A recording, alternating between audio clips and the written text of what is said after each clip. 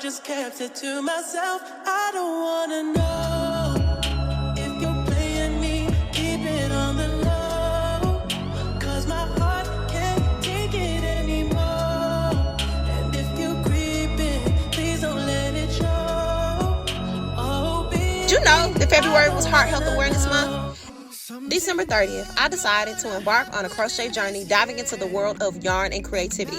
I've been using various YouTube tutorials, watching them over and over and over again to try to do my very best to master the art of crochet. It is becoming a wonderful pastime, bringing joy and relaxation into my day.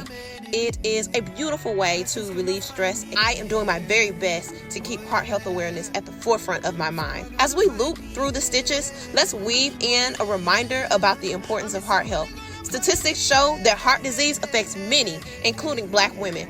It's crucial for us to prioritize awareness and take proactive steps towards healthier hearts. And it's all about taking control of my health, doing more to relax, doing more to smile, doing more to enjoy the simple things in life. Join me. Happy Heart Health Awareness Month.